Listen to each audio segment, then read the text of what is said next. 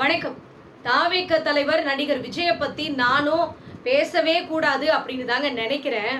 ஆனா அவர் பேசக்கூடிய சில வார்த்தைகள் இருக்கு பாத்தீங்களா, தற்குறித்தனமா அவர் பேசுற சில வார்த்தைகள் எல்லாம் கேட்டுட்டு நம்மளால பேசாம கண்ட்ரோல் பண்ணி இருக்கவே முடியலங்க.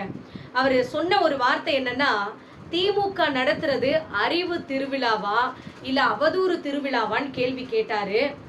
அதாவது அறிவு இருப்பவர்கள் நல்ல ஒரு அறிவுசார் ஒரு புத்தகங்களை விற்கிறது, புத்தக கண்காட்சி வைக்கிறது, அறிவு வளம் பெறுவதற்கான விஷயங்களை எல்லாம் செஞ்சிட்டு இருக்குது திமுக.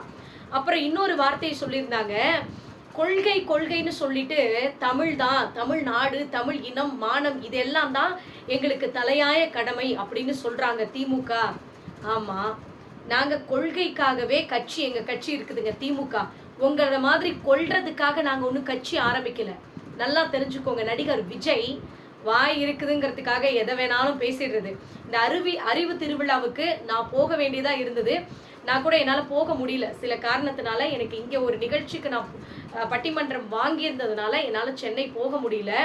அந்த அவ்வளவு அருமையான பேச்சாளர்களை வச்சு அவ்வளவு அறிவுசார் நிகழ்ச்சியை நடத்தின அந்த ஒரு நிகழ்ச்சியை பார்த்து உங்களுக்கெல்லாம் சொல்றதுக்கு நாக்கு கூசலை.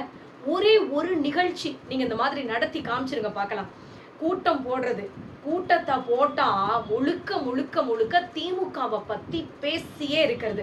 அதுலயும் இவர் சொல்றாரு என்னன்னா, நாங்க இன்னும் அவங்கள பத்தி பேசவே ஆரம்பிக்கல, லேசான விமர்சனம் வச்சதுக்கே இவங்கெல்லாம் இப்படி இது பண்ணிட்டாங்க. அதுவும் நசுங்காத நாகரிகமான விமர்சனமா. எப்படி மேடையை போட்டு இவங்க நாங்கெல்லாம் ரவுடி, நான் ரவுடியா நீ ரவுடியான்னு பாத்திரலாம் அப்படி சொல்றது. அங்கிள், ஒரு முதலமைச்சர்னு கூட பார்க்காம அங்கிள் அப்படின்னு சொல்லி முதல்வருடைய பேரை சொல்லி கொஞ்சம் கூட நாகரிகமே இல்லாம மேடையை போட்டு பாட்டு பாடுறது. என்னங்க நீங்க யோசிச்சு பாருங்க.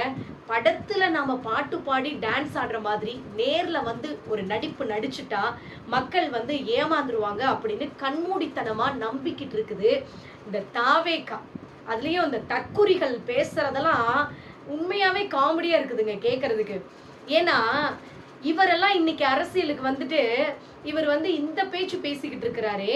நம்ம முதலமைச்சர் சொன்னாரு, திமுகவை எந்த கொம்பனாலையும் தொட்டு கூட பார்க்க முடியாது. ஆமா, தொட்டு கூட பார்க்க முடியாதுதான். இன்னைக்கு வரைக்கும் திமுகவை அழிக்கணும்னு கட்சி ஆரம்பிச்ச யாருமே இங்க நிலைக்கு யோசிச்சு பாருங்க. நீ அரசியலுக்கு வரதை யாரும் விமர்சனம் பண்ணல, யாரும் தடுக்கல. மக்களுக்கு அரசியலுக்கு நல்லது பண்றது நல்ல விஷயம்தான்.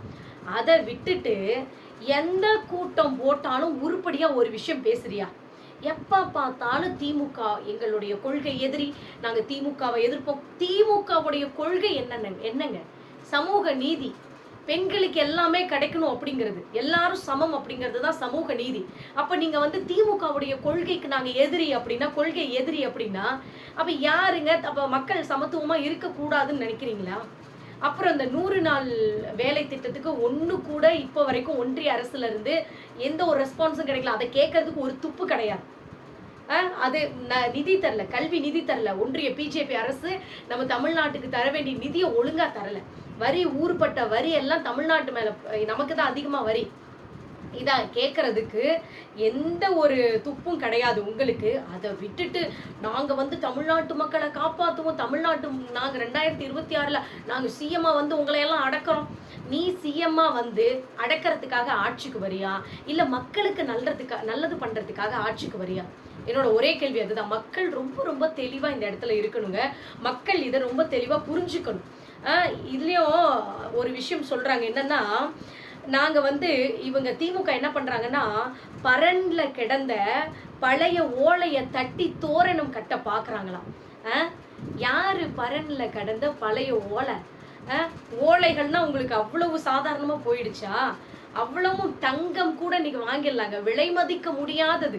அதே மாதிரிதான் திராவிட முன்னேற்ற கழகத்துல இருக்கிற ஒவ்வொரு நிர்வாகிகளும் ஒவ்வொருத்தருமே சொல்றேங்க, அவ்வளவு தங்கத்துக்கு நிகரானவர்கள். அத்தனை பேரும் அவங்களுடைய அனுபவம்லாம் உங்களுடைய கால் தூசுக்கு இருக்காது. சும்மா இன்னைக்கு நாங்க மொழி, மண், மானம் இப்படியெல்லாம் பேசுறீங்க அப்படின்னு சொல்றீங்களே, இந்த மொழியை காக்கிறதுக்காக எத்தனை பேர் உயிர் விட்டாங்க தெரியுமா? முதலா மொழியை காப்பாத்துறதுக்காக இத்தனை பேர் இறந்திருக்காங்க அப்படின்னா அது தமிழ் மக்களுக்கு மட்டும்தான் அந்த வரலாறு இருக்குது. அந்த அளவுக்கு காப்பாத்தி வச்சிருப்பாங்க. முத்தமிழறிஞர் டாக்டர் கலைஞர் சின்ன வயசுல இருக்கிறப்பவே கொடி பிடிச்சிட்டு வந்து ஹிந்தியை எதிர்த்து தமிழுக்காக போராடி சிறைக்கு போனார். இப்படியெல்லாம் வரலாறு வச்சிருக்கிற எங்க திராவிட முன்னேற்ற கழகத்தை பார்த்து நீங்கெல்லாம் உங்களையெல்லாம் நாங்க அசைச்சிருவோம் வீழ்த்திருவோம் அப்படியெல்லாம் பேசுறீங்க வாய்ஸ் சவட. அதே மாதிரி நம்முடைய முதலமைச்சர் அவர்கள் மிஸ்ஸாவில் கைதாகி அவர் சிறைக்கு போனப்ப நீங்கெல்லாம் என்ன அரசியல்லாம் என்னன்னு கூட தெரியாது உங்களுக்கு. இன்றைக்கு வரைக்கும் சும்மா அரசியலுக்கு வந்தா நம்மளுக்கு அதிகாரம் கைக்கு வந்துடும், நம்ம வந்து அப்படியே பந்தா பண்ணிக்கலாம், சினிமா படத்துல வர மாதிரி அப்படியே நேர்லயும் மக்கள் முன்னால் அப்படியே அதிகாரத்தோட இருக்கலாம் அப்படிங்கிறதுக்காக நீங்கெல்லாம் அரசியலுக்கு வந்திருக்கீங்க. நல்லா யோசிச்சு தெரிஞ்சுட்டு பேசுங்க. திராவிட முன்னேற்ற கழகத்துடைய வரலாறை முதல்ல தெரிஞ்சுக்கோங்க. இங்க மக்களுக்காகவே கட்சி ஆரம்பிக்கப்பட்டது. யோசிச்சு பாருங்க, இன்னைக்கு வரைக்கும் எவ்வளவு சிறப்பான திட்டங்களை தமிழ்நாட்டுக்குள்ள கொண்டு வந்திருக்காங்க. உங்களை மாதிரி சும்மா கூட்டத்தை காமிக்கணுங்கிறதுக்காக நான் வந்து 12 மணிக்கு வரேன்னு சொல்லிட்டு 4 மணிக்கு 5 மணிக்கு வந்து மக்களை வெயிட் பண்ண வச்சு சாகடிக்கணும். கொள்றதுக்காக யாரும் இங்க வந்து மீட்டிங் போட கிடையாது, அரசியல் கட்சி ஆரம்பிக்க கிடையாது. மக்கள் நல்லா இருக்கணும், மக்களுக்கு என்ன தேவை அப்படின்னு தேடி தேடி போய் உதவி பண்ற இயக்கம் தான் திராவிட முன்னேற்ற கழக இயக்கம். அதை விட்டுட்டு எப்போ பார்த்தாலும் திமுகவை அழிப்பேன், நான் வந்து அப்போ திமுகவை அழிக்கிற வரைக்கும் நாங்கள் தூங்க மாட்டோம். அதுவும் இந்த ஆதவர்ஜுனா பேசின பேச்செல்லாம் ரொம்ப ஓவருங்க. இதெல்லாம் பார்த்தவங்களுக்கு கேட்டவங்களுக்கு தெரியும். நீங்கெல்லாம் திமுக அவங்கள எந்த லெவலில் வச்சுருந்துச்சு, எங்கே போனால் நம்மளுக்கு வந்து நல்ல ஒரு பொசிஷன் கிடைக்கும் அப்படின்னு அங்கங்கே போய் தாவி தாவி வந்துட்டு கடைசியில் இந்த தாவேக்காவில் போய் ஸ்ட்ராங்காக உட்காந்தாச்சு. அதுவும் யாருக்கு தெரியும் ஸ்ட்ராங்கா இல்லை மறுபடியும் வேற கட்சிக்கு போவாரா அப்படின்னு தெரியாது. அது அடுத்த பட்சம், அது அவங்களோட விருப்பம். ஸோ இந்த இடத்துல நான் என்ன சொல்ல வரேன்னா, அரசியல் நாகரிகத்தோடு விமர்சனங்கள் இருக்கணும். நம்முடைய துணை முதலமைச்சர் என்ன பேசினாரு உண்மைதானே ஏங்க?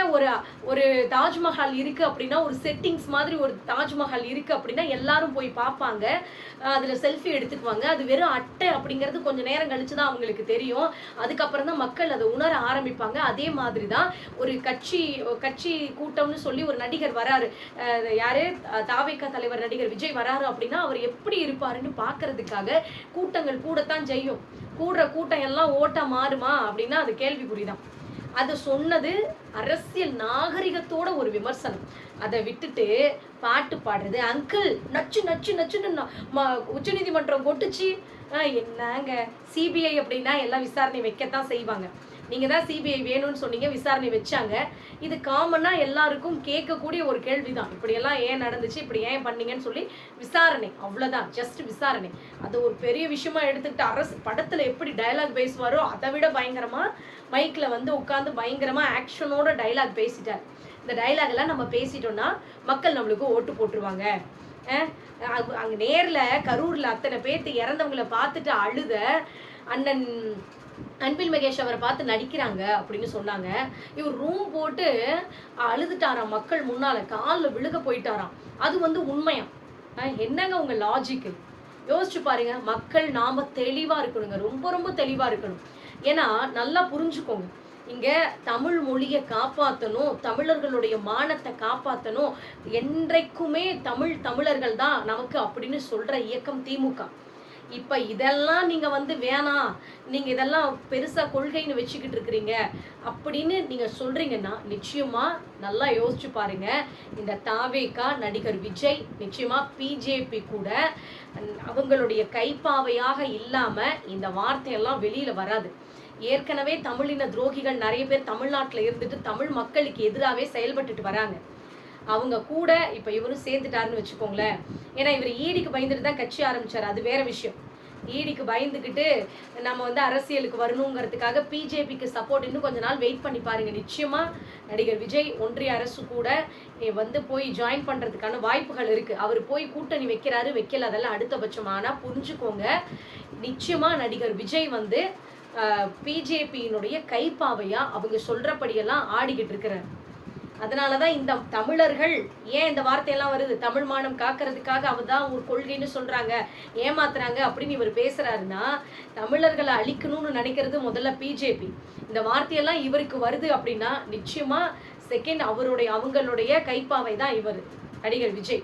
அதனால மக்கள் நாம ரொம்ப தெளிவா இருக்கணும். நம்மளை அழிக்கணும்னு நினைக்கிறவங்க நமக்கு வேணுமா, தமிழ்நாட்டை காப்பாற்றணும்னு நினைச்சு ஒவ்வொரு விஷயத்திலையும் மக்களுக்காக போராட்டம் பண்ணி உரிமைகளை பெற்றுக் கொடுக்கிற திராவிட முன்னேற்ற கழகம் நிச்சயமாக மறுபடியும் வரணுமா அப்படிங்கிறத நீங்க தான் யோசிக்கணும். மக்கள் புரிஞ்சுக்கிட்டு நம்ம நடந்துக்கணும். ஏன்னா இன்னைக்கு இந்த 1000 ரூபாய் உரிமை தொகை இருக்கு பாத்தீங்களா, அது இருக்கக்கூடாது, இலவச பேருந்து வேணாம், இப்படியெல்லாம் சொல்ற தாவேகா அரசியலுக்கு வந்தா மக்களுக்கு நல்லது பண்ணுவாங்களா அப்படிங்கிறத நீங்க புரிஞ்சுக்கோங்க.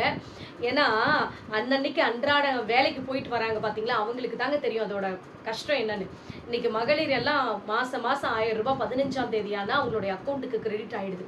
அவங்களுடைய தேவைகளை பார்த்துக்கிறாங்க. ஒரு வேலைக்கு போயிட்டு வரதா இருந்தா கூட இலவச பேருந்து பயணம் அதுல போயிடுறாங்க, போயிட்டு வேலைக்கு போயிட்டு வந்துடுறாங்க செலவில்லாம. இப்போ அவங்களுடைய பொருளாதாரம் உயருது, அவங்களுடைய கௌரவம் உயருது, ஒவ்வொருத்தருடைய சுயமரியாதை உயருதுங்க. அதுதான் திமுக. என்றைக்குமே யாரையும் தாழ்த்தி பார்க்கணும்னு நினைக்க மாட்டாங்க, உயர்த்தி பார்க்கணும்னு தான் நினைப்பாங்க. அதுதான் திராவிட முன்னேற்ற கழகம். இதை மக்களாகிய நாம புரிஞ்சுக்கணும். இதை பத்தி நீங்க என்ன நினைக்கிறீங்கன்னு மறக்காம கமெண்ட் பண்ணுங்க. நன்றி, வணக்கம்.